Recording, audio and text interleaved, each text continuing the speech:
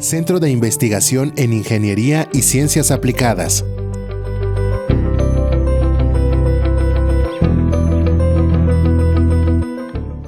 Sobre el título que está ahí,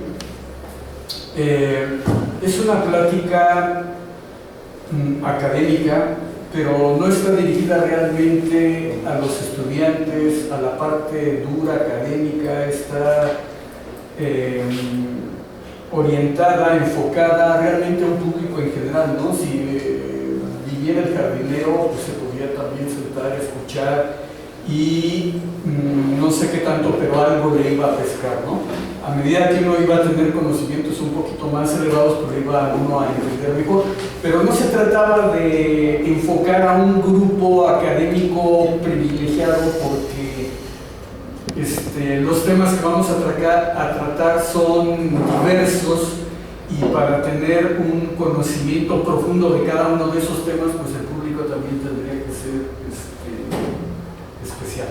Entonces es una plática más que todo de divulgación, para tratar de razonar, reflexionar, tratar de echar a andar, pues el razonamiento, que es como una maquinaria pesada, cuesta trabajo ponerle en movimiento. Es así como cuando un carro se le va la batería, se queda sin energía y tenemos que empujarlo. Vamos a suponer un carro relativamente mediano en una carretera que esté horizontal, no que haya bajadita, porque entonces es relativamente sencillo, pero cuando está en horizontal, no sé si tuvieron una experiencia similar, pero es complicado hacerlo mover 1 milímetro, ¿no? 1,5 milímetros, pero una vez que vence uno ese 1,5 milímetros de que apenas empieza a rodar, ya el esfuerzo es un poco menos, y ya si empieza a rodar ya es menos, ¿no?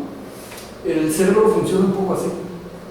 Es muy complicado razonar, pero una vez que empieza uno a razonar, no, ahí sí no en el símil del autobús o del coche en cuestión de segundos, sino aquí estaríamos hablando en cuestión de semanas, meses, años, va a depender. Pero una vez que entra uno en el camino del razonamiento, pues ya no cuesta tanto trabajo razonar, ¿no? Pero sí cuesta trabajo razonar, es un poco todo esto, ¿no? El desarrollo del conocimiento racional, porque todos los seres vivos nacemos con un conocimiento, todos. Claro que no es exactamente el mismo, porque no tenemos el mismo sistema nervioso todos los seres vivos. Las plantas, una jirafa, me voy rápidamente a un extremo, un virus. Entonces, pero de todas formas hay un conocimiento, hay algo que el ser vivo nota, sabe que le es conveniente. Hay algún otro tipo de conocimiento que le indica que el lugar donde está sumergido, los alrededores, tiene un cierto peligro, entonces va a reaccionar con respecto a ese peligro. Ese tipo de conocimiento que nos sirve a nosotros para sobrevivir o para vivir, no es el conocimiento racional. Ese otro es, ahorita, porque les digo, no es una plática para expertos, lo vamos a dejar así nada más, como un conocimiento que le podríamos poner ahí un pequeño adición de otro calificativo que sería intuitivo o instintivo. Ese tipo de conocimiento, el más primitivo que uno pueda tener. Ese conocimiento todo el mundo, todos los seres vivos lo tienen. Nosotros los seres humanos somos los únicos de todos los otros sobrevivientes que hemos podido desarrollar el conocimiento racional. Pero es complicado desarrollarlo, mantenerlo, empujarlo, perfeccionarlo. Es muy complicado. Lo es así porque precisamente ustedes están aquí en la universidad. O sea, si fuera relativamente sencillo, pues agarraría unos grupos de jovencitos, no sé, de 10 años, y con un pequeño entrenamiento de ahí en adelante ya estarían entrenados, ya podrían saber, ¿no? Ya tienen todo el conocimiento racional, y no es así. En realidad nunca uno va a parar de conocer y de desarrollar el conocimiento racional. Bueno, entonces la plática está orientada a ver cómo se desarrolla el conocimiento racional, y puesto que no es sencillo desarrollarlo, ¿cuáles serían, acá abajo, bueno, los principales problemas? Muy rápidamente, así como un tip, para la introducción de la plática, el principal problema, o uno de los principales problemas que impiden desarrollar el conocimiento racional, es que las ideas que les muestran, que trata uno de aprender, normalmente son demasiado adelantadas, ¿no? Y chocan con la parte que tenemos de conocimiento de base, igual que todos los otros seres vivos. Chocan, hace cortocircuito, no lo puede uno creer que eso pueda hacer. Entonces, a ver, como aquí hay una variable que se involucra también en toda la vida cotidiana y que uno la minimiza mucho. Esta variable es el tiempo y quiero hacer una reflexión rápidamente de lo que significaría el tiempo y los seres humanos. Entonces empezamos con la primera diapositiva. Aquí sería imposible ponerlo en una escala lineal o que pudiera uno visualizar rápidamente todo. Escogí esta diapositiva que significa la evolución del tiempo con respecto a la Tierra. No al universo ni al Sol, es con respecto a la Tierra. O sea, y empezamos, se puede visualizar de dos formas. Una es, este es el tiempo cero, y entonces nos venimos así, y aquí es cuando nace la Tierra, ¿no? O también podemos visualizar, ya nació la Tierra y empieza a evolucionar, ¿no? Nada más que los números que están aquí marcados, algunos vienen, de aquí es el tiempo cero y venimos para atrás. Bueno, pero entonces tendríamos que centrarnos. Aquí está la Tierra, aquí inicia, ahí le puse arriba, son datos obviamente aproximados, la Tierra tiene una edad de 4.600 millones de años. Ya para empezar, es muy difícil que ustedes puedan captar, no nomás ustedes, o sea, que los seres humanos comunes y corrientes puedan captar cuánto tiempo es eso. Entonces uno ve 4.600 millones de años. Ah, pues es mucho. Sí, parece mucho, ¿no? Esos 4.600 millones de años,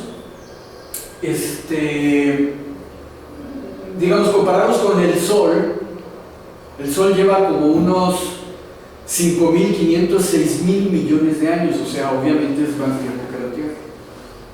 El universo, ya para ir a otra parte, son como unos 14.000 millones de años. 14.000 millones de años lo podría uno poner en potencias 10 a la 18, pero segundos. 10 a la 18 segundos son como 14.000 millones de años. Esa es la edad del universo. Bueno, eso regresaré a este tipo de tiempo, quizá un poquito al final de la plática, para comentar sobre una paradoja que es la paradoja de Fermi, Enrico Fermi, un físico italiano, ya murió, pero fue contemporáneo de Einstein. Bueno, aquí lo interesante es que si empezamos a ver como que aquí es cero, bueno, aquí llevamos, no alcanzo a verlo bien, ahí puedo ver acá, es que los números no están muy cuadraditos, ahí dice 4.000, pero empezando del cero, ahí serían más o menos como 600 millones de años, porque vamos al revés. ¿Sí se ve? Ahí son 600 millones de años. Más o menos por aquí serían 1.200 millones de años, aproximadamente. De aquí cuando empieza la Tierra, aquí 1.200. Bueno, los primeros 1.200, ahí está, 1.200 millones de años, no había vida en la Tierra. Era así como Venus, como Mercurio, no había vida. Y aquí lo interesante que uno no lo reflexiona es que hay algún momento, obviamente no es un segundo, no es nada, son momentos que estoy refiriéndome que pueden ser decenas o centenas de años, siglos quizá, pero en esta escala es un momento. Hay un momento en que empieza la vida, o sea, después de 1.200 años empieza la vida, y esta es la escala aquí. La situación es, ¿cómo empieza la vida? Anteriormente solamente hay un aspecto inanimado, y hay una forma en que la química que hay aquí, la química y la física, se convierte en animado. Obviamente no es de esperar que aquí sale un ser pensante, pero hay algo que considera uno está vivo. Y entonces que uno cree, pues es muy sencillo. No es sencillo saber qué cosa está vivo. Por ejemplo, se ve, hay vida en Marte, como no vemos marcianos así, en platillos voladores, y ya no cree uno, no, pues no hay vida, o en algún otro planeta aquí del sistema solar. Y lo mismo puede ocurrir en otro planeta de otro sistema solar. La vida no necesariamente es exactamente igual que nosotros, inteligente. Puede haber una vida como la que surgió aquí al inicio. Entonces, esa vida, pueden llegar los astronautas a un planeta, observar, toparse con la vida y regresar y decir, no hay vida en el planeta, pero sí hay agua. Igual que si hubieran visitado al planeta hace 1200 millones de años aquí, alguien que hubiera llegado podría haber regresado y decir, no había vida en la Tierra, pero sí había, ya había vida en la Tierra. Si llegaron aquí, sí, seguro, no había vida. Pero si llegaron acá, sí había vida. Pero no era la vida como la que nosotros estamos acostumbrados. Esa plática sería en alguna otra ocasión, ¿no? Ahí cuando se te ocurre invitar.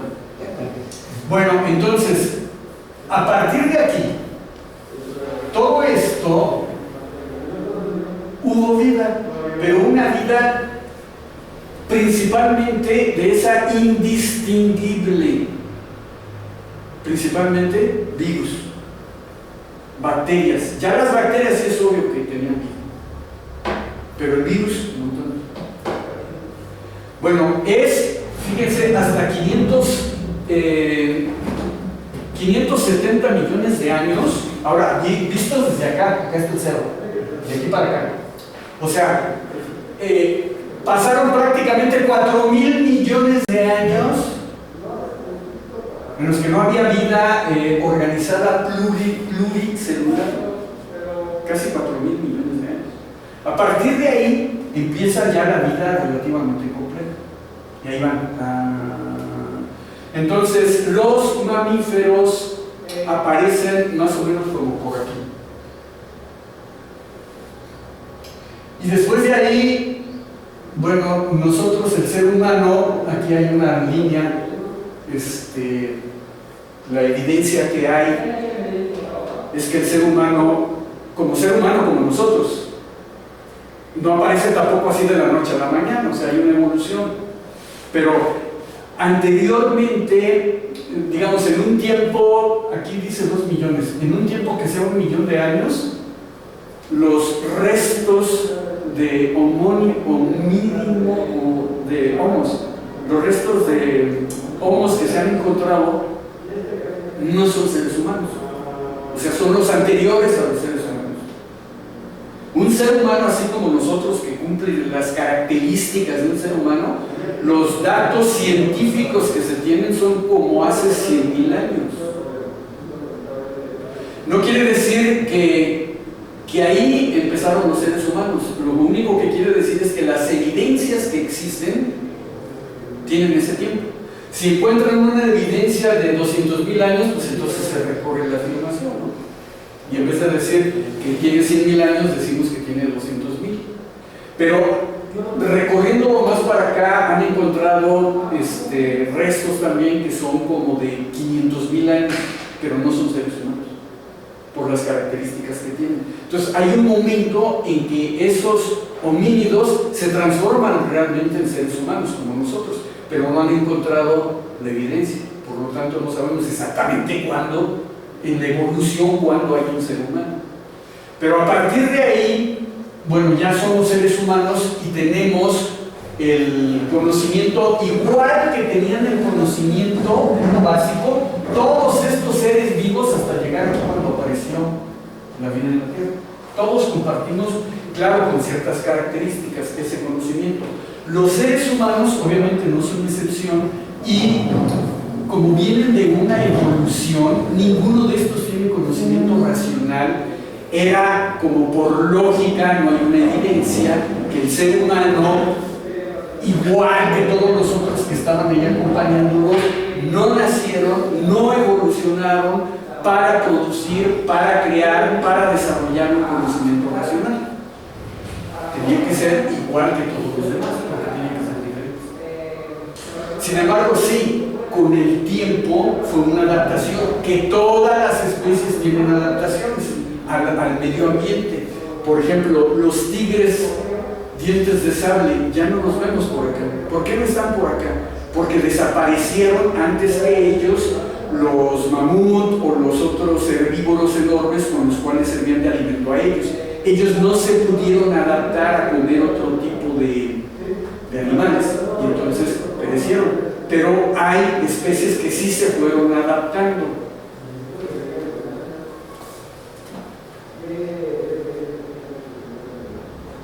Bueno, yo aquí había puesto los seres humanos aparecen hace más o menos 150.000 años.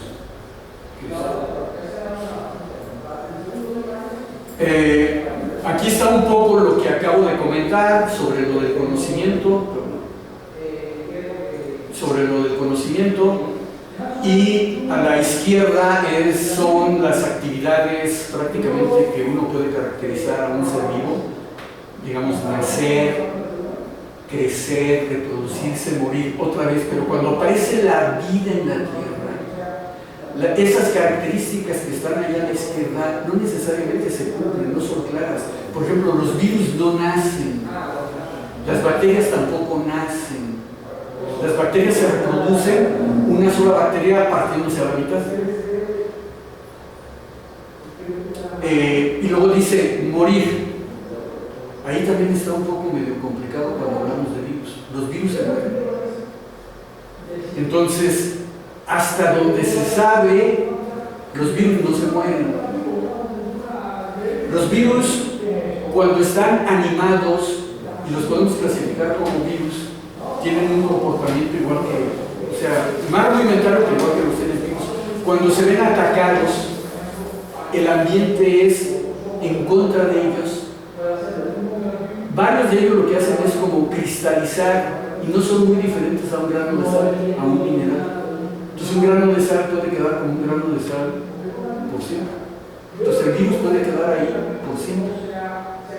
Entonces los de la NASA tienen esto, lo dejé en inglés para no hacer una mala traducción, pero ya que está ahí, puedo intentar traducirlo. Ellos dicen que para saber si hay algo vivo o no vivo, tiene que ser un sistema químico, no llaman animal, un sistema químico autosustentado, no necesita de la ayuda de afuera de nadie, autosustentado. O sea, él es capaz de automantenerse. Esto, por ejemplo, el virus normalmente no va y busca alimento de otra parte. En cambio, ya si nos vamos a vida muy superior, un oso sí, si no come salmón y no come frambuesas, se muere igual que nosotros. Pero cada uno tiene su autosustentabilidad. Nadie está animando a los virus a que sigan vivos, ¿no? Entonces, la vida es un sistema químico autosustentable, pero, o sea, que es capaz de seguir una evolución darwiniana. Los virus nacen. Entonces, el conocimiento que tienen los seres vivos se aprende o se debe a un pequeño venadito naciendo, no necesitan enseñarle nada, sabe igual que nosotros, nomás que nosotros necesitamos mucha más protección que un venadito, que un gatito, pero saben, ya traen el conocimiento hecho para poder vivir. Ese conocimiento, que no tiene uno que ir a la escuela, muy rápidamente una característica típica de ese conocimiento es: los seres vivos pueden distinguir a otros seres vivos por medio de la simetría. Lo que es simétrico, casi así sin pensarlo demasiado, está bien. Y los seres vivos tienen simetría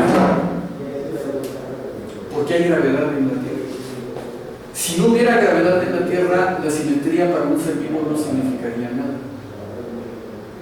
Entonces, por ejemplo, esta araña, no todos los ejemplos que puedo mencionar son extraordinariamente didácticos y transparentes. O sea, explicar alguna cosa para que se entendiera bien, se tendría que hacer un doctorado y seguir publicando sobre alguna pregunta que se haga que no quede sumamente clara. Pero nos podemos aprovechar de algunas cosas que sí son muy pedagógicas para poner el énfasis, pero no todo es tan sencillo. Entonces, una roca, inmediatamente uno ve, pues no hay simetría. La araña que está acá, la tarántula, la ve uno y hay una simetría. Y puede uno explicar rápidamente que esa simetría se debe a la gravedad. Esta araña que está ahí, para conseguir alimento, tiene que arrastrarse. Por lo tanto, tiene que tener patas de alguna forma simétricas. No las puede tener de un lado, porque entonces daría nada más vueltas. Y si el alimento no está ahí dando vueltas, se muere y no deja, y la especie de la araña desaparecería. Entonces tiene que tener las patas de tal forma que sean simétricas para que pueda avanzar en línea recta. Ya si le mete más fuerza a un lado que al otro, da vuelta. Pero si va para adelante, los ojos no podrían estar atrás. Va para adelante buscando alimento. Entonces los ojos tenían que estar adelante. La boca no podía estar atrás, porque una vez que encuentra el alimento, mientras se da la vuelta y tal, a lo mejor alguien le quita el alimento. Entonces la boca tiene que estar también por delante. Es decir, una vez, pero todo eso se debe a la gravedad. Si la gravedad no actuara, no tenía por qué arrastrarse en una cierta dirección. Ahora ya es menos evidente que no se arrastra por comida, pero es simétrico. También no se arrastra, vuela, pero tiene dos alas que son simétricas. Si la tuviera nada más una, pues igual que la araña debería nada más ver en círculo, no podría volar. Entonces la simetría inmediatamente indica que algo está bien. Y no se necesita hacer un doctorado para entender eso. Ahí están ejemplos muy pedagógicos, ¿no? Que pueden uno ver la simetría. Les van a indicar, si uno percibe tardíamente que había una simetría, o los órganos sensoriales informan con un cierto retardo, pues hay consecuencias, ¿no? Y ese que está atrapado ahí no dejará de ser. Entonces necesitamos ese conocimiento para defendernos de los depredadores y para buscar comida. Ahora, ¿cómo nos defendemos? O sea, ¿cómo se defienden los seres vivientes, incluyendo nosotros? Pero hay ejemplos pedagógicos. La mariposa de acá, en algún rincón oscuro, en un matorral que salga, da la impresión como que es un animal mucho más grande con unos ojos. Y eso ya, por conocimiento previo, es terrorífico cualquier ser viviente sentirse observado por unos ojos. El de acá de la derecha es algo más o menos similar. Es un insecto que para ahí su colita, inmediatamente cambia la percepción del otro animal que está enfrente de él. Da la impresión que este amarillo es mucho más grande y feroz que posiblemente una pequeña araña que se lo quiera comer. Los que están acá a la izquierda se defienden también de algunos otros animales, principalmente pájaros, haciéndonos creer que son espinas. Estos. Pero no son espinas. No sé si los han visto con cuidadito. Es que existen, no en todos los jardines, pero sí existen en diferentes jardines. Pero si uno va pasando así, pues eso es lo que ellos quieren, que nadie los vea. Y entonces hacen su vida. Pero si hay algún pájaro que también de alguna forma desarrollan ese tipo de conocimiento y ven que se mueve la espinita, que cambia un poco, dicen las espinas no se mueven. Y entonces van inmediatamente, y ese que se movió no va a dejar descendientes. El que está acá, pues es también otro insecto que parece una hoja. Y ellos son capaces de quedarse mucho tiempo pegados, parados ahí comiendo, porque están obteniendo alimento de la planta. y de vez en cuando se acaban los recursos con los que cuentan y tienen que caminar un poquito. En ese momentito es el tiempo más débil. Si pasa un pájaro o una pequeña serpiente, una araña, se da cuenta que el aire no podría mover la hoja en esa dirección y entonces se estraga. En inglés, creo que no alcanza a salir bien en inglés tienen una frase: any animal that can perceive can be designed. Todo lo que uno puede percibir se puede uno, en español no hace rima, pero cada que percibe uno se decepciona, se puede uno decepcionar. Cuando uno percibe se puede uno decepcionar, y eso es lo que impide desarrollar el conocimiento racional. Entonces, brevemente, el conocimiento de los seres vivos se basa principalmente en los órganos sensoriales para hacer dos principales actividades. No es una práctica extremadamente profunda y, como les decía, especializada. Entonces estoy resumiendo muy rápidamente porque es de divulgación. El conocimiento es distinguir rápidamente, no nos podemos tardar mucho como seres vivos, distinguir rápidamente la simetría, que en general significa que es un ser vivo. Es un ser vivo y entonces lo que tienen que imaginarse inmediatamente es: ¿me lo puedo comer o me puede comer? Pero es un ser vivo. Si me puede comer, me tengo que defender y tendría que aparentar algo de lo que yo no soy. Por ejemplo, el de la hojita esa, pues me quedo quieto y ya nomás me quedo rezando, ojalá piense que sigo siendo hoja, y como si parezco hoja, pues ya no me trago a nadie. Eso también, obviamente, si se defiende uno de esa forma, puede uno encontrar pareja más tarde y dejar de ser. Bueno, el ser humano no era una excepción. En la espiral esa del tiempo nos estamos situando acá en 60 millones de años, que para la edad de la Tierra eso es ayer. 60 millones de años ya no es nada. Bueno, hace 60 millones de años los primeros prosimios aparecen.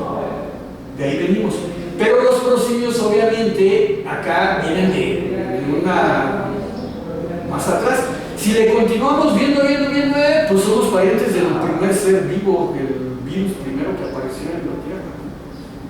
De ahí venimos, porque no es más que una adaptación, es una ramificación. Pero bueno, ya como prosimios, lo que daría el primer como prototipo de simios hace 60 millones de años. De ahí se desprende una gran cantidad también de diversidad de especies.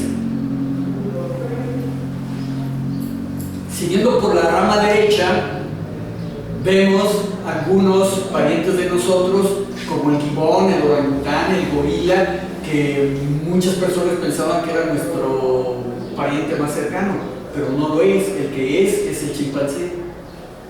Con él compartimos como el 95% del DNA.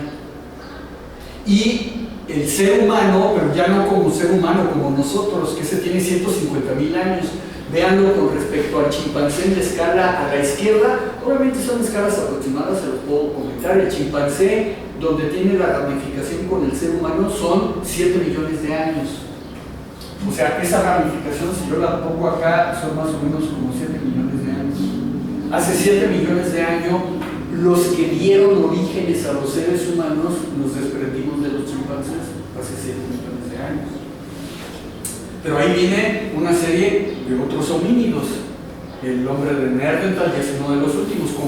Los seres humanos convivieron con él, incluso se mezclaron.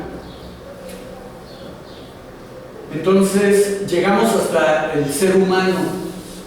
El ser humano obviamente trae todo el conocimiento anterior, y no es de extrañarnos que en la vida cotidiana utilicemos un conocimiento todavía, y lo vamos a seguir utilizando porque es imposible quitarlo del DNA, del conocimiento anterior.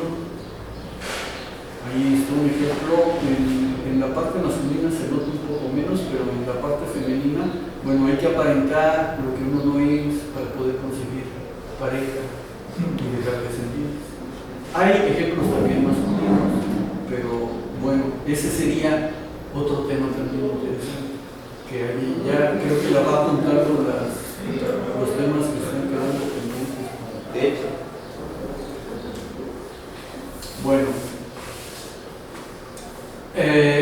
hace aproximadamente 150.000 años ya existe el ser humano, pero no se distingue mucho de los otros homínidos. Hace 10.000 años, de aquí para atrás, se hicieron los primeros asentamientos humanos. Anteriormente éramos así como los orangutanes o como los chimpancés, en toda la selva. Cada quien andaba libre en manadas, pero no había un lugar donde vivir. Pero hace 10.000 años ya empezaron a haber asentamientos y empezaron los problemas. Todos los que son vecinos y tal, todos tienen problemas con los vecinos, ¿no? De alguna u otra forma, porque pues, todos pensamos de una forma diferente y nos comportamos de una forma. Más o menos ahí es cuando se empieza a refinar, no digo que es ahí donde inicia. Otra vez, hacer esas afirmaciones y tal nos llevarían a pláticas más profundas con conocimiento que por ahora no lo vamos a explicar, pero saltándonos como para que pudiera entender el jardinero, el taxista, nosotros, podemos decir que venía acompañado ya desde antes un cierto conocimiento extra, el razonamiento, el conocimiento racional, pero muy primitivamente, era una capita, era un barnicito así de nada. Empieza a acelerarse de 10.000 años para acá, porque empieza a haber competencia entre nosotros también, entre los seres humanos, y entonces empieza a desarrollar ese conocimiento de una forma acelerada. De ahí empiezan en esas comunidades, en el idioma que tenían y la forma que se creían, pues, ¿quién creó el universo, no? O la Tierra. Porque hay vida. Todas las otras culturas empezaron a tener ese tipo de preguntas, ¿no? Y eso era ya desarrollar con mejores, más consciente lo que sería el desarrollo del conocimiento racional. Bueno, uno no es el primero, etcétera, pero es uno de los más sorprendentes. Conocimiento racional. Erastótenes vivió hace 200 años, antes de Jesucristo. Antes de él, obviamente ya estaba la cultura griega. Por ejemplo, Euclides existió como hace 300 años antes de Jesucristo y fue el que hizo la geometría, y los griegos se divertían en hacer cálculos y todo eso, ya desarrollaban conocimiento racional, pudieron calcular áreas, triángulos, todo lo que eran figuras geométricas definidas, pero no pudieron calcular áreas donde había una curva, ¿no? Por ejemplo, medio círculo, no lo pudieron calcular, y no se pudo calcular hasta que llegó Newton y Einstein. O sea, fueron prácticamente 1000 años después, más de 1000 años. Pero siempre quedó como un reto. Bueno, cuando ya estaba la geometría, Erastótenes, a ver, aquí está el principio que utilizó Erastótenes. A ver, aquí son dos líneas paralelas de las que definió Euclides. Aquí hay una línea y aquí hay otra línea. Y aquí hay una línea inclinada que las corta. Entonces, uno de sus postulados era, de Euclides, que los ángulos internos son equivalentes. Bastaba con medir un ángulo y el otro ya ni siquiera teníamos que ir a medirlo, tenía la misma dimensión. O sea, esa herramienta geométrica, hace 200 años antes de Jesucristo, le sirvió a Erastótenes para medir la circunferencia de la Tierra. Lo que él vio es que los rayos del Sol, digamos, puede ser cualquier cosa. Creo que el documento que existe es que había un pozo de agua en el cual él se daba cuenta. Ese pozo de agua estaba casi como a 1000 kilómetros del sur de Egipto. Entonces ya a 1000 kilómetros estaba, no me acuerdo cómo se llamaba la localidad, estaba mucho más cerca del Ecuador, del Cairo, que estaba prácticamente en el Mediterráneo. Entonces el Mediterráneo está lejecitos del Ecuador. Entre más nos alejemos al Ecuador, el sol en un momento dado no hace sombra, porque siempre está acá arriba. Entonces si yo me quedo aquí parado no tengo sombra. Mi sombra queda fundida ahí en los pies.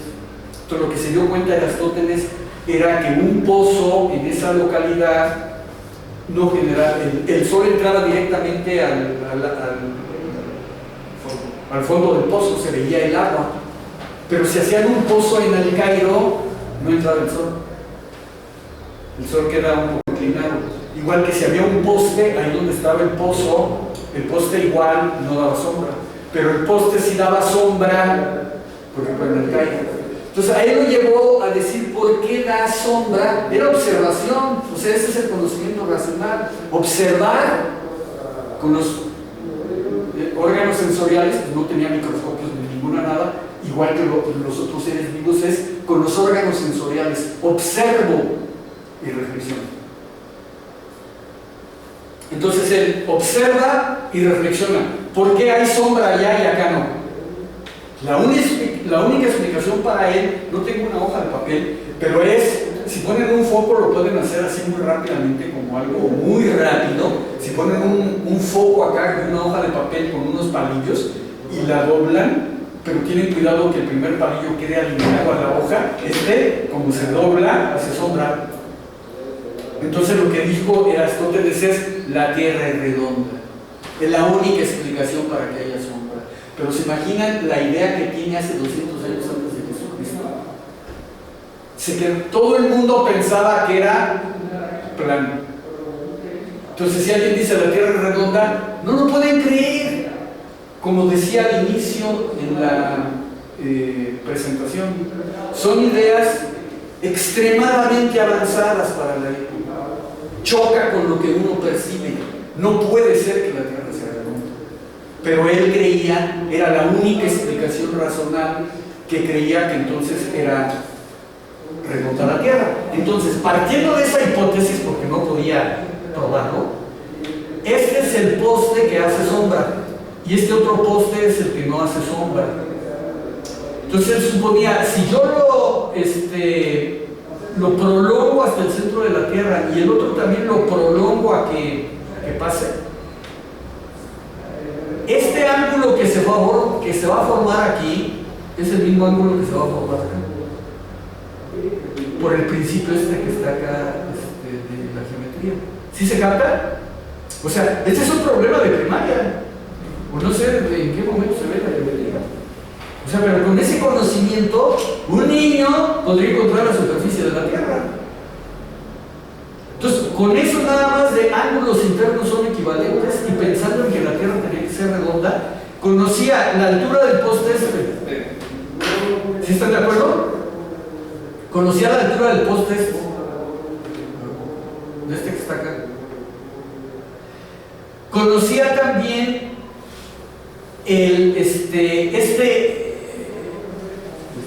esta distancia la conocía. Entonces aquí tiene lo que él conoce: seno de x, que era el ángulo. Seno de x es igual al cateto opuesto entre la hipotenusa, y él conocía eso. Hizo una división de la primaria, ¿no? Como de quinto año. Y encontró que la x tenía 7.2 grados. Por lo tanto, este ángulo que estaba acá también tenía 7.2 grados. Y como Euclides ya había dicho que la circunferencia tenía 360 grados, pues era otra multiplicación ahí de la primaria, ¿no? Dividió los 360 grados entre los 7.2 grados y le dio 50. Eran 50 tramos, 50 tramos de esta longitud de aquí, 50. Entonces él fue y midió cuánto valen esos 50 y supo que medían 800 metros. Multiplicó esos 50 por 800 y esos 50 rebanadas son las que cubrían la superficie de la Tierra. Y entonces él encontró que la superficie eran 40.000 kilómetros, algo que era totalmente sorprendente, porque haciendo ese tipo de cálculo, que se puede repetir ahora, nada más que hay que viajar 800 kilómetros hacia el Ecuador. Hay un pequeño error porque al ir calculando estos 50, que esta es la distancia que calculó, pues no es así recto, ¿no? Está en montecito y cada que va uno haciendo algún tipo de... Pero es una medición prácticamente exacta. Y eso se hizo hace 200 años antes de Jesucristo. Y obviamente nadie entendió. Aunque lo podía transmitir y decir así a sus alumnos, no se entendió. Era algo hiper avanzado para la época. Bueno, lo que se creyó después de Aristóteles era, más bien lo que se siguió creyendo, era que la Tierra estaba en el centro del universo y que el Sol le daba vuelta y todo el mundo le daba vuelta a la Tierra.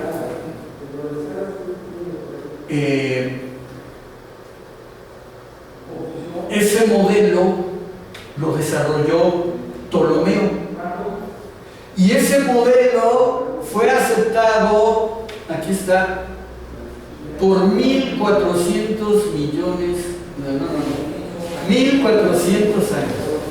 Ya me estaba viendo la Tierra. 1.400 años solamente, 1.400, ¿no? Que significan 14 siglos.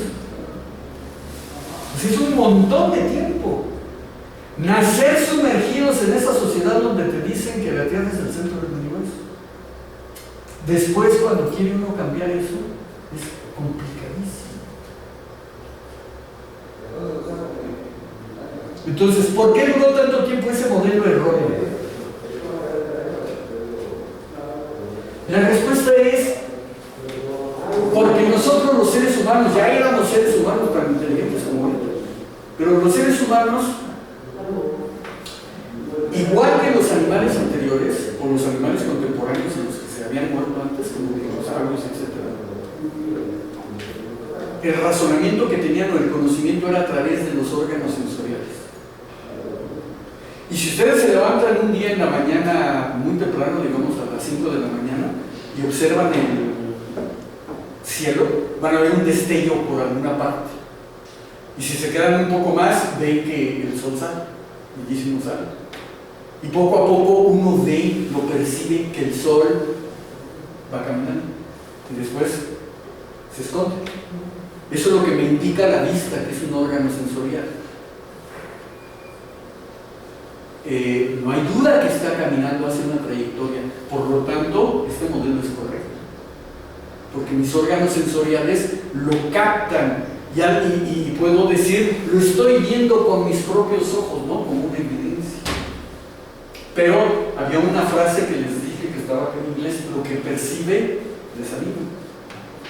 Entonces, no todo lo que percibimos, así tal cual, explica una realidad.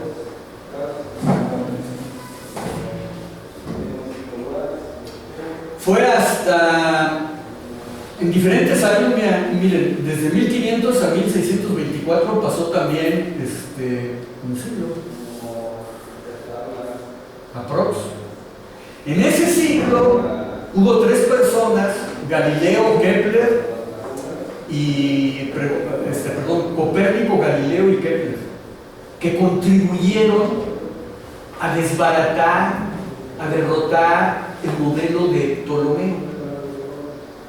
Entonces fue un primer desafío religioso, porque se creía entonces que la Tierra la había hecho Dios en el centro, y que para que nosotros estuviéramos contentos viéramos a todos los astros dar vuelta y agradecer siempre. Luchar contra eso fue complicado.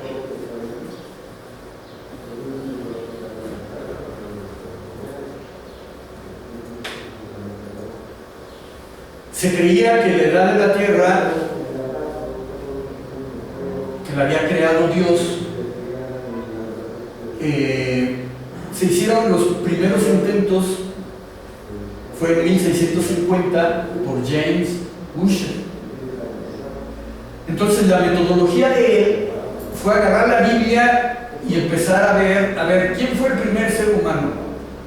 O el primer ser viviente acá, Adán. Y luego, pues Adán tuvo hijos, y luego los hijos, y entonces le fue sumando las edades aproximadamente, diciendo, bueno, la gente podría haber vivido, digamos, un promedio de 60 años, ¿no? En aquella época él también con una cierta, así, la gente más vieja, 60, 70. Kepler, por ejemplo, murió como de 70 años, que en el promedio en aquella época era como 30. Ya morir de 70 años en aquella época era Copérnico también, no sé, murió bien. Pero entonces aquí le fue sumando y llegó a calcular que Dios había creado la Tierra el 27 de octubre a las 9 de la mañana de 4004. O sea que la Tierra tenía 4004 años de vida. Ahí es cuando Dios la creó.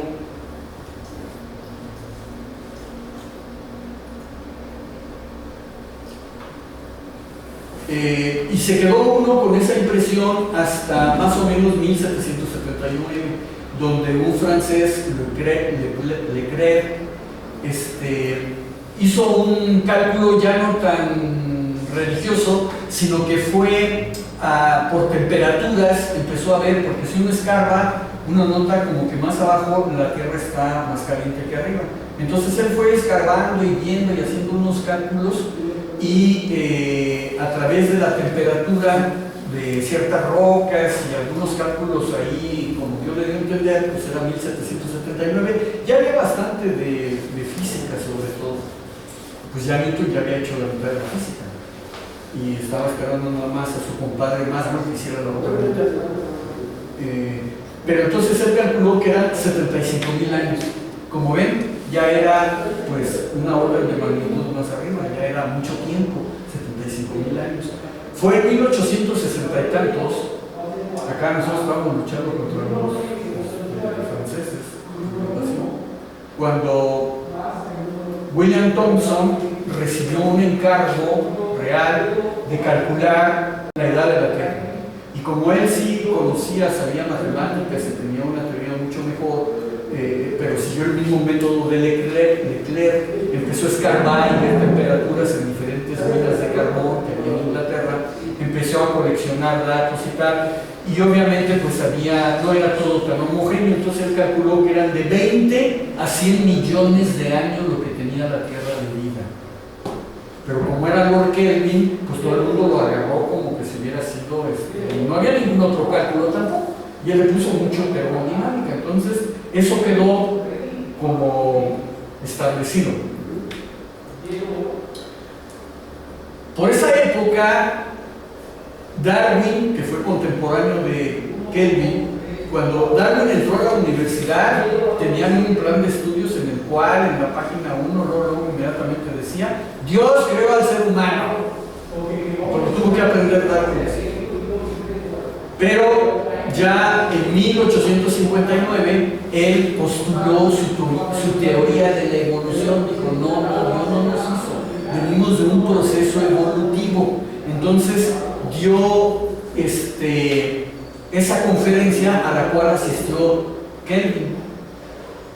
Y cuando acabó de dar su conferencia en la cual explicaba la teoría de la evolución, Kelvin dijo: mira, sí, toda tu teoría está muy bonita y se ve muy lógica, pero para que se sostenga esa evolución que tú necesitas, que tú dices, se necesita que la Tierra hubiera sido más vieja, se necesita mucho más tiempo del que tú... O sea, se necesita mucho más tiempo, y la Tierra no tiene tanto tiempo, porque él ya la había calculado. Entonces, no es posible esa evolución, porque yo ya calculé la edad de la Tierra, y tu teoría de la evolución necesita mucho más tiempo que el que tiene la Tierra, que yo ya calculé. Entonces, en ese momento, pues era una pregunta en un congreso científico. O sea, Darwin se tenía que defender y decir: a ver, y sacar su lápiz y empezar a hacer cálculos y tal, y decir: no, mira, la Tierra tiene... Darwin no tenía los conocimientos para decir que la Tierra era más vieja. Y Darwin y Kelvin, él se había hecho cálculos y estaban publicados. Entonces Darwin lo que hizo es, bueno, pues ya no le pudo rebatir. se salieron. Se quedó con la idea de que su teoría de la evolución podría estar errada. Y luego Darwin se murió. Pero Darwin se murió en el 82. En el 96, o sea, como 2 años después, Becquerel encuentra que el uranio emite rayos X, y de ahí empieza lo que es la energía nuclear. Rutherford en 1905 se dio cuenta que con al estudiar la radiación, se dio cuenta que con esa técnica podían calcular la edad de la Tierra, o la edad de cosas, no tanto de la Tierra, la edad de cualquier objeto. Entonces pronto los franceses y también los británicos encontraron piedras que tenían, por ejemplo, 1.000 millones de años, cosa que ya no, que se contradecía con lo que había dicho Kelvin, que tenía nomás 70 millones de años, tenían 1.000. Pero apenas habían descubierto, porque era con la edad de los descubrimientos, unos 2-3 años después encontraron otra roca que tenía lo doble, 2.000 millones de años, y después se fueron, o sea, en relativamente poco tiempo encontraron una piedra, la más vieja, que es la evidencia, que tenía 4.500 millones de años. Entonces ya la última evidencia científica que hay, que dicen, pues, si este pedazo de roca es tan viejo, quiere decir que la Tierra al menos pues, nació con ella, ¿no?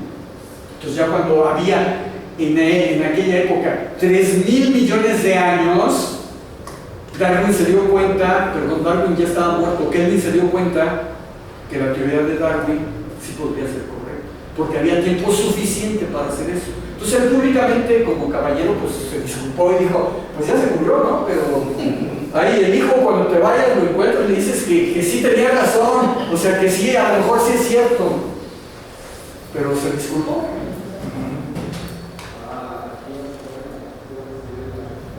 Digamos, pero bueno, aquí la situación antes de pasar a eso era, ¿por qué no se entendía lo de la evolución?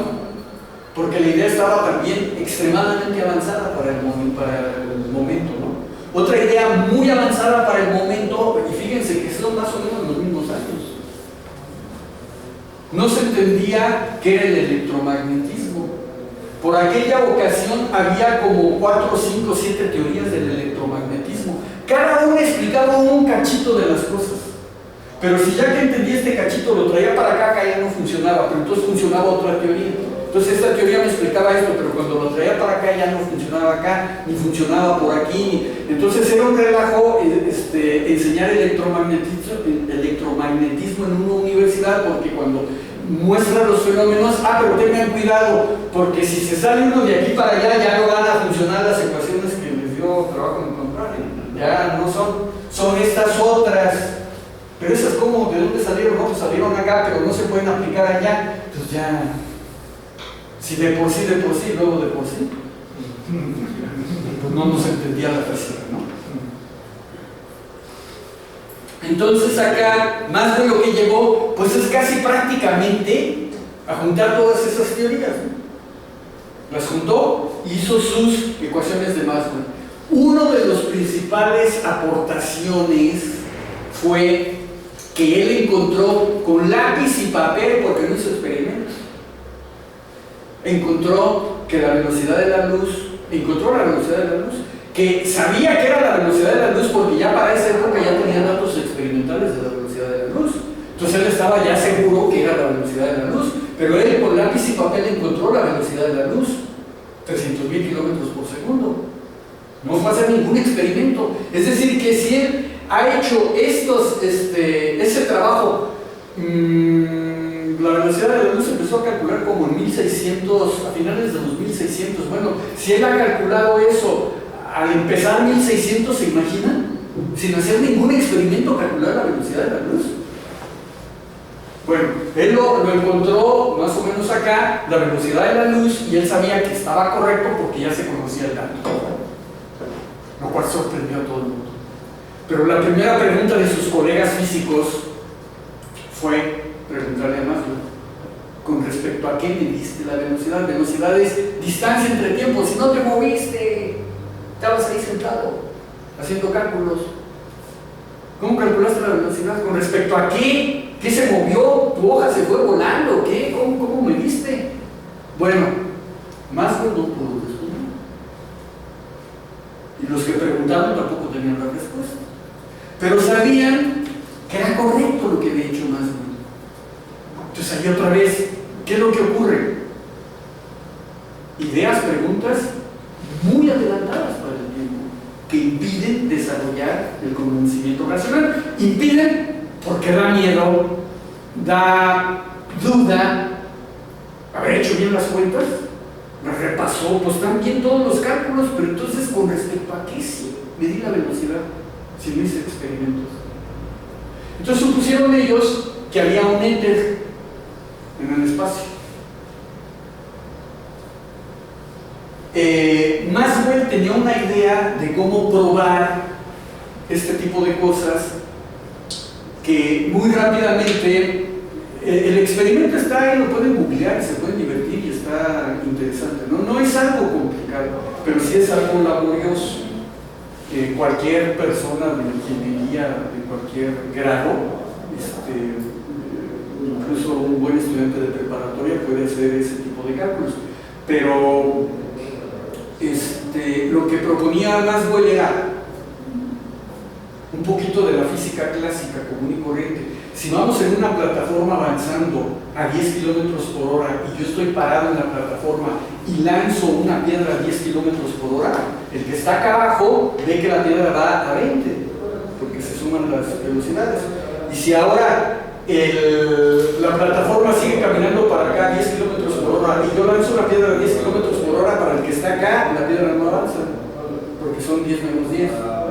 Entonces, de la misma forma, si yo voy en una plataforma y a la velocidad de la luz y lanzo también a la velocidad de la luz, será lo doble.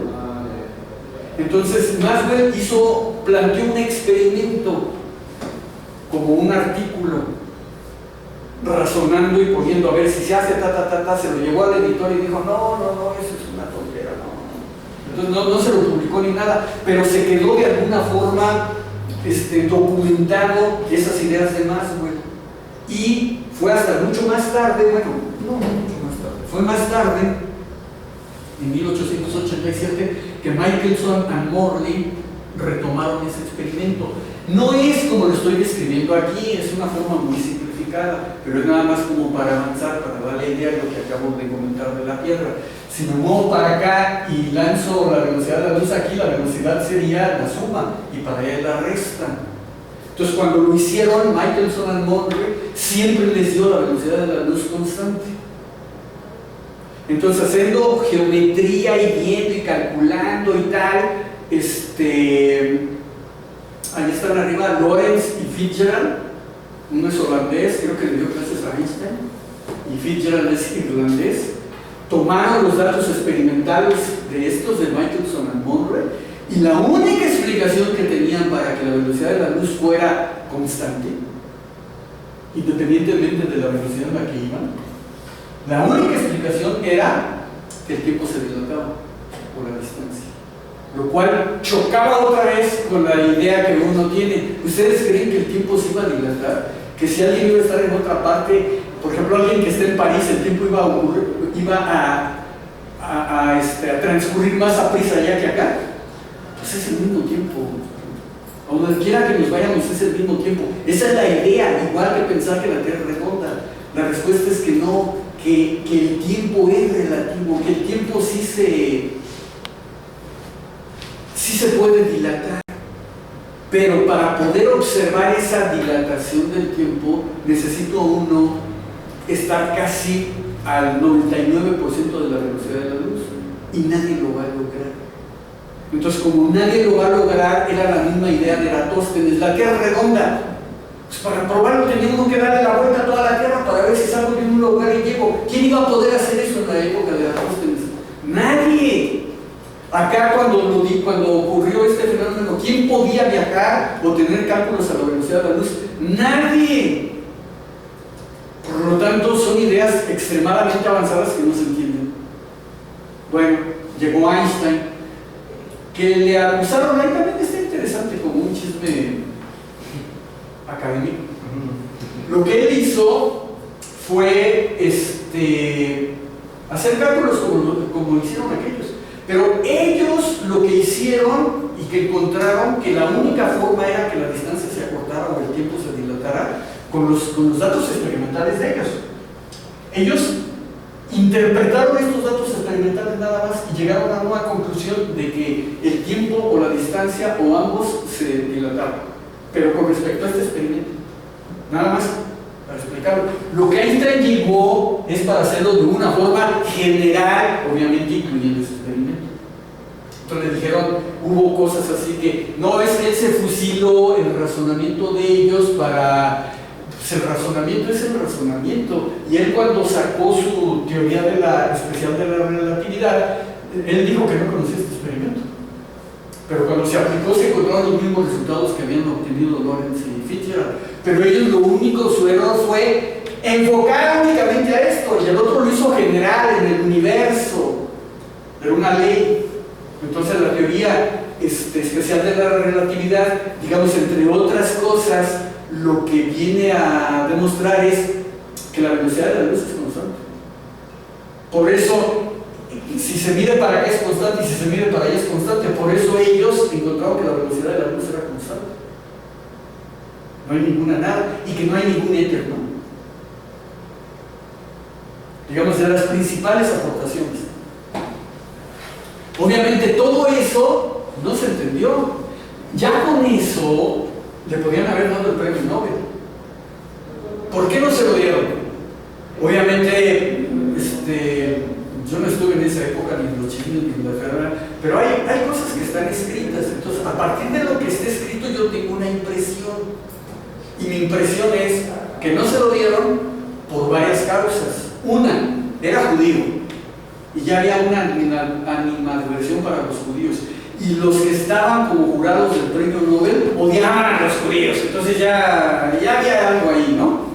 La segunda es que los que estaban ahí y algunos otros allegados dijeron, no hizo física, hizo, digamos así, por decirlo, álgebra. ¿Dónde están los experimentos? Eso no es física. No hay ningún dato experimental ahí. Solamente es un poquito de álgebra lógica, no dividió por cero, no le salieron marcianadas. Entonces, pues él nada más se detuvo ahí haciendo... Porque no es muy complicada la teoría de la relatividad especial.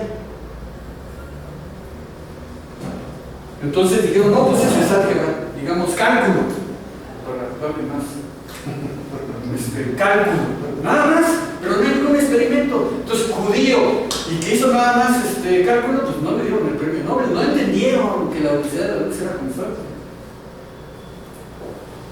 No se podía probar. Bueno, más adelante hizo la teoría general. Ahí incluyó en su teoría de la relatividad, incluyó la gravedad. Y con esas conclusiones hubo varias. Pero así de las importantes, esas otra vez muy avanzadas para la época. Era que, bueno, para empezar, la gravedad no es una fuerza, como había dicho, y que la luz se ve afectada por el campo gravitacional.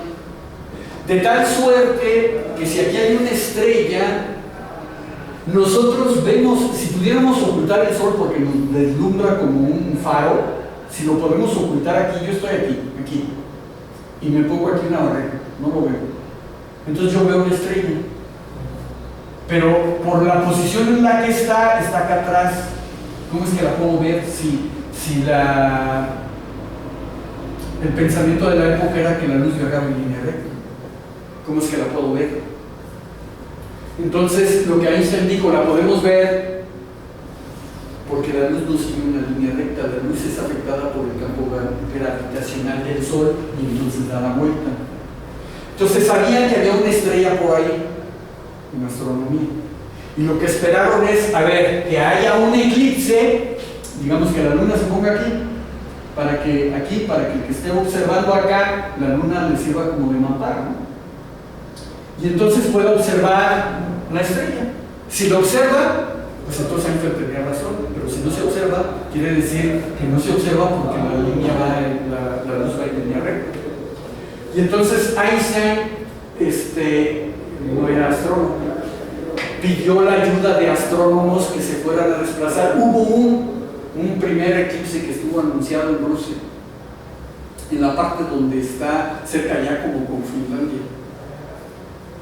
Entonces puso un anuncio ahí en el periódico y tal que quería reclutar a un astrónomo para que fuera ya a Rusia a medir y que pudiera ver la estrella, porque si daba curva se podía ver y él podía probar lo que había dicho. Era un dato experimental. Y si no se podía ver la estrella, pues entonces en la teoría de la relatividad general estaba mal lo que él estaba concluyendo.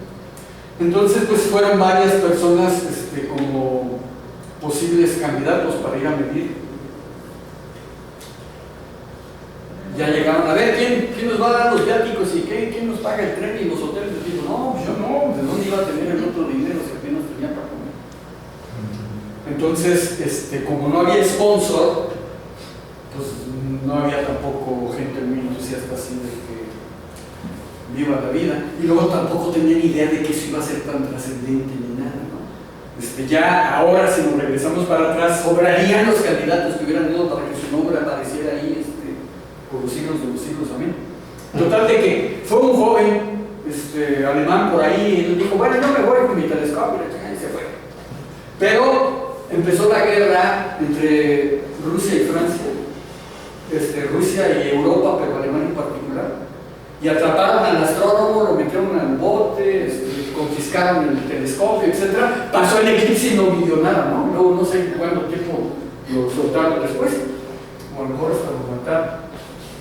Entonces, luego se tuvieron que esperar para otro eclipse, y hubo otro eclipse en África, los cuales los británicos tenían pues colonias en África, y estaba un astrónomo, Eddington, británico, que cuando salió la teoría de la relatividad general, él la leyó, la entendió, digamos, se cautivó, pero otra vez, él precisamente pensando en esto, que son ideas muy adelantadas, pero no las entendía, en una entrevista dijo, miren, en la teoría de la relatividad nada más hay tres personas que la entienden: Einstein, obviamente, Dios y yo. Entonces él estaba seguro que nadie la entendía. Cuando él la leyó y vio eso, consiguió dinero para ir a África y medir el eclipse. Pero llegó y también allá tuvo demasiadas dificultades, las enfermedades tropicales, los caníbales y no sé qué. Entonces alcanzó a medir algo que cuando trajo los resultados experimentales eran sí, pero no. Es decir, parece que sí, pero a ver aquí, yo creo que, está entre sí, ¿no? Si yo quiero como que sea sí, es sí. Pero si también quiero que sea no, es no. Entonces quedó otra vez todo así medio porque no pudo tomar fotos buenas. Después hubo otro eclipse en Estados Unidos y había uno que tiene apellido de Sopa, un astrónomo, Campbell. Y él sí, ya ahí con todo el confort en Estados Unidos y tal, con sus telescopios y tal, midieron. Y resultó cierto lo que había dicho antes. Posteriormente hubo otros eclipses en Australia, etc. Y fue mucha más gente y todos volvieron a obtener lo mismo, ¿no? Que la luz sí se desvía. Y entonces ahí es cuando empieza uno a darse cuenta, bueno, ahí está un dato experimental, ¿no? Pero tampoco le dieron el premio Nobel por eso.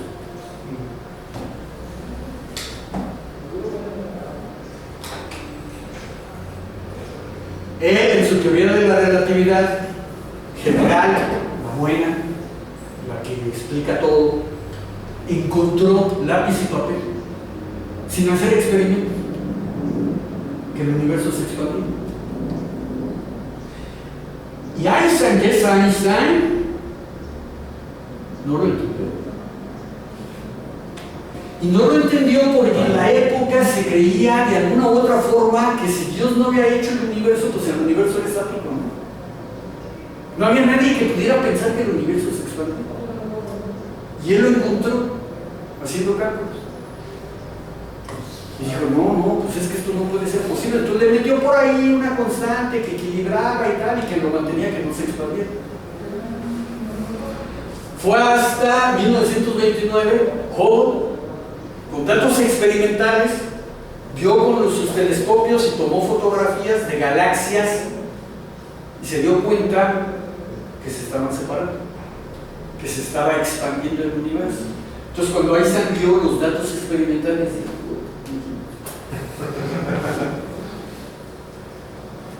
o sea, él mismo cuando lo pudo haber publicado, no lo publicó porque le dio miedo, o sea, temor, hacer el ridículo, dijo, esto no puede ser.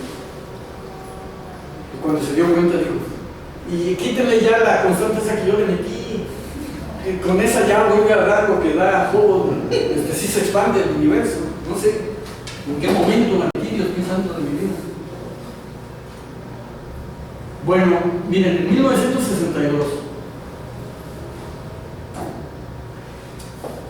se encontró rápidamente que hay unos partículas subatómicas que se llaman muón, se forman. Ahora, no me pregunten mucho cómo se forman, porque les digo, en cada cosa hay un hueco que se forman.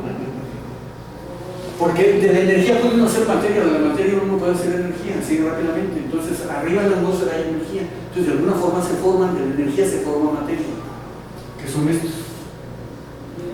Ellos viajan, tienen masa, viajan a la velocidad de la luz, pero se desintegran, tienen una vida extremadamente pequeña.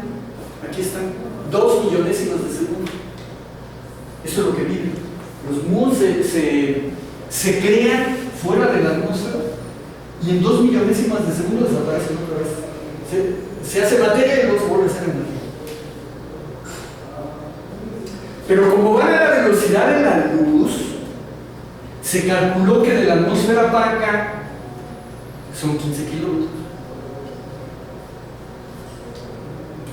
No alcanzarían a esa velocidad a llegar hasta acá, porque antes se desintegran. ¿Sí queda claro? Estos tienen una masa, van a 300.000 kilómetros por segundo, tienen que recorrer 15 kilómetros nada más, pero tienen de vida 2 millonésimas. Entonces, para llegar de aquí a acá, necesitan vivir un poco más. Entonces se sabía, si van a la velocidad de la luz, el tiempo se dilata, se hace más grande el tiempo. Y si se hace más grande el tiempo, alcanzan a llegar. Entonces fueron acá y detectaron, y los pudieron detectar. Lo que quiere decir es que cuando uno viaja a la velocidad de la luz, el tiempo se hace más chico. Digamos, viene otra idea de esas que vuelan la cabeza. Acá está el Sol, acá está la Tierra. El Sol brilla y lanza fotones, y nosotros lo observamos. A la velocidad de la luz, los fotones, los rayos, tardan 8 minutos en llegar a la Tierra. Entonces dicen, si el Sol se desaparece en este momento, tardaríamos 8 minutos en ver que se desapareció, porque los rayos del Sol siguen viniendo. Sin embargo, si uno va montado en un fotón, va uno a la velocidad de la luz. Y la velocidad de la luz, el tiempo no corre. Entonces el fotón, en cuanto sale del Sol, llega a la Tierra. Solamente tarda 8 minutos para nosotros porque no vamos a la velocidad de la luz. Entonces parece como que una cosa va para un lado y la otra va para otro. Ideas extraordinariamente avanzadas por el tiempo.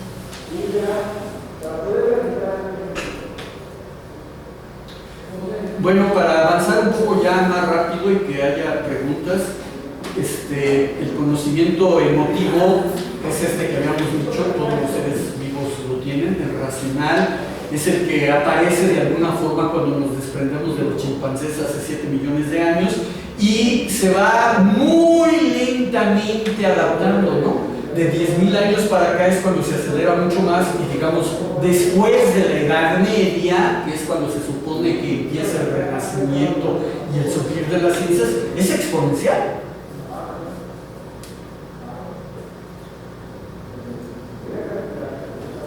Los problemas son porque en la mente de nosotros tenemos que lo posible y lo imposible están en cosas, en situaciones geométricas completamente separados unos de otros, que es el antípodo así completo, ¿no? Posible e imposible. Es decir, no lo podría confundir. Algo que es posible lo entiendo rápidamente que es posible, y algo que es imposible lo entiendo. Lo ve uno como que si fuera negro y blanco.